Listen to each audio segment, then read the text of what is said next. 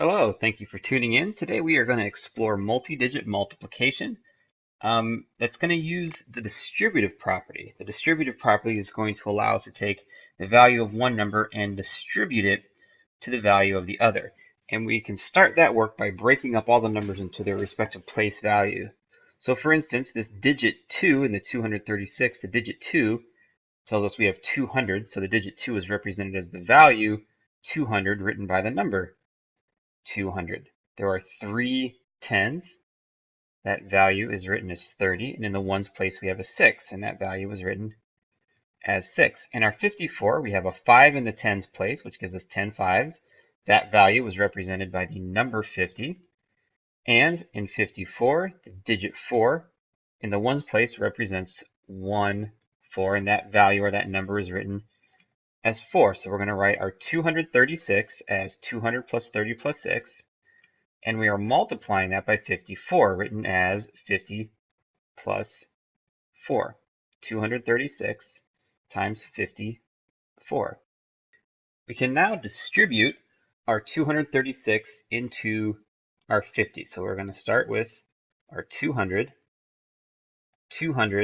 times 50. So we have 50 times 200, which gives us 10,000. Next, we are going to distribute our value 30 into our value 6. 50 times 30 is 1,500, and then we're going to do the same thing with our 6 and our 50. 50 multiplied by 6 equals 300. So we have 200 groups of 50, 30 groups of 50, and 6 groups of 50. Now we want to do the same thing with our 236 and our value 4. So we're going to distribute the 200 to the 4.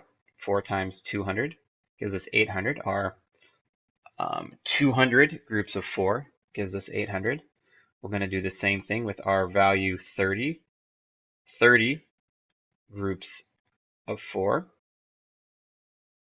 gives us 120.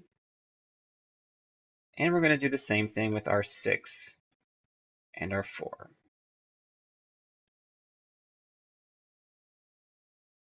A pattern, or a trick, if you will, that many of my students have noticed is if you take 5, multiply 5 times 2, that gives you 10. Then you have 1, 2, 3 zeros, and you add the 3 zeros. 5 times 3 is 15. 1, 2 zeros, 1, 2 zeros. 5 times 6 is 30. 1 0 here, 1 0 there.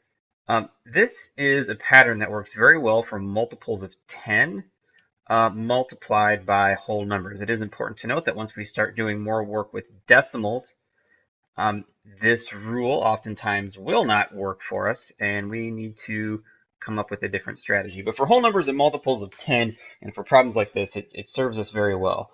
But what we have done is we have taken 236 groups of 50, and we have taken 230 groups of 4. We add these together. 236 groups of 50 is 11,800. 230 groups of 4 is 944. So we have two partial products here. This is part of our final product, and that is a part of our final product. All we need to do now is combine our partial products. We can solve this using one of the more standard algorithms in addition. 0 plus 4 is 4. If we have 0 tens and 4 tens, we have 4 tens, which is worth 40. I know that 8 plus 8 is 16, plus 9 is 17. That means that we have 17 hundreds, which is 1,700. So we need to take that 1,000 and put it in the thousands place. 1,000 plus 1,000 is 2,000.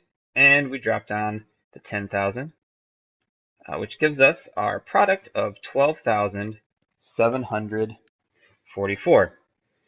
Thank you for watching. I hope you found this helpful. See you again next time.